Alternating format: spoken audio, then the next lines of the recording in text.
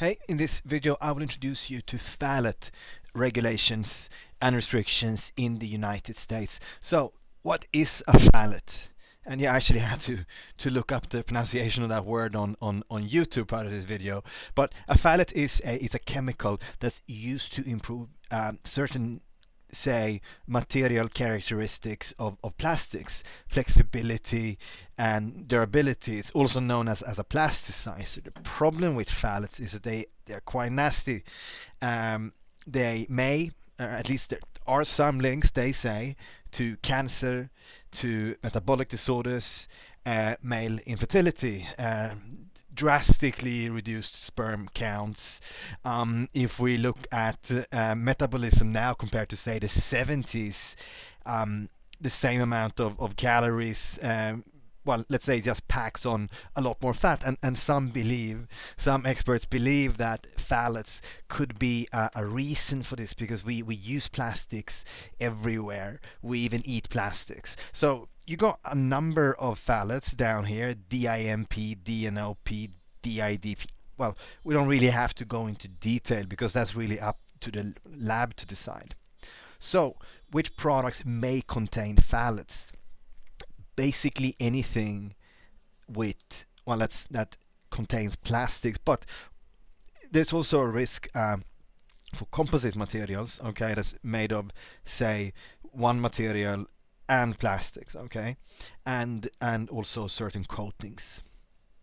So to give an idea, may find it in toys, FCM, cosmetics, packaging, household medical devices, and so on.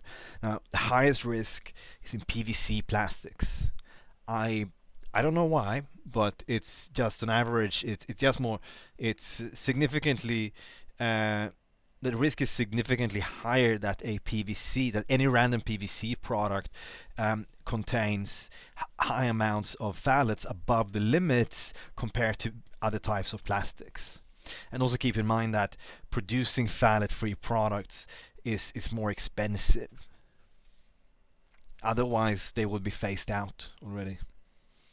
Okay, so the big question is, are phthalates banned in the US? Or more specifically, is it illegal to sell products or materials containing phthalates?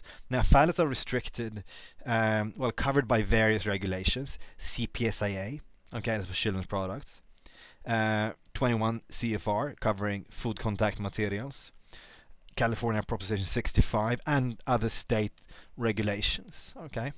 Now, just to put things into perspective, I know this is really this is from the European Union. They have this RAPEX statistics data bank information about product recalls, and the phthalate DHP alone, that's just one of the many phthalates, accounts for 40% of all chemical related recalls.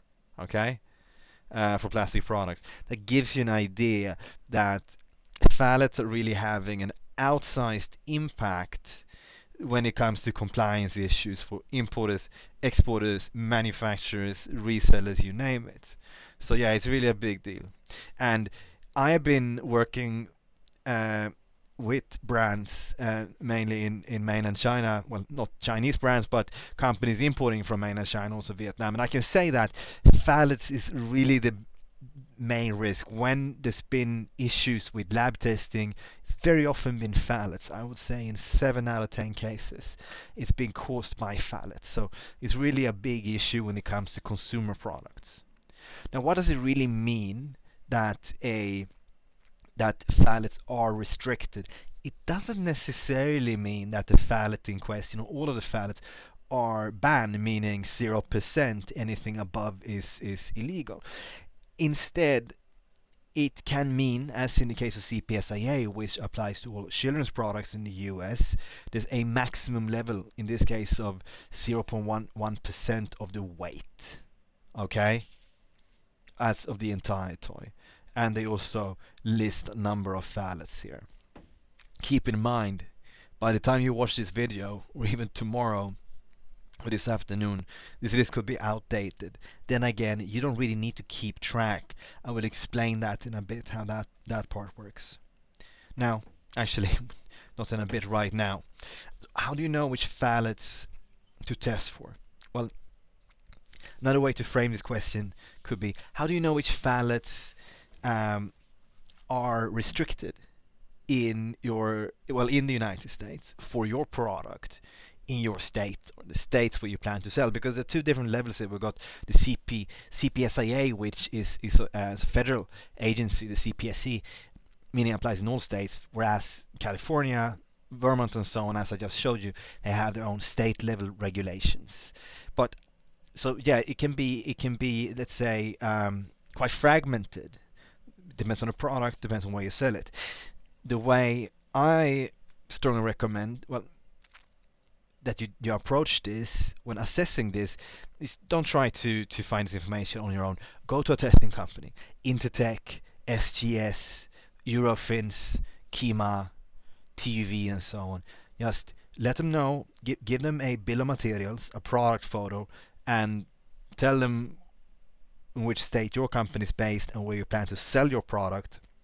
And based on that, they can then make an assessment to assess the limits and which phthalates to test for. Because keep in mind, there's not a limitless number of phthalates. They do, or these regulations certainly overlap, but keep in mind that the limits can be different, and they also change. So yeah, you should definitely consult a testing company because they keep track of the current limits and regulations on different levels.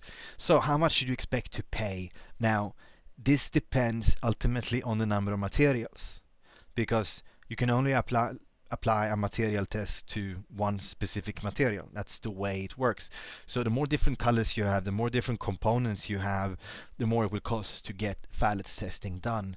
Now, I would say that most of our customers spend somewhere between 3 to 500 per product for phthalate testing alone. Okay, and whether phthalate testing is even necessary, not always the case, is also a decision that your testing company should make, not your supplier.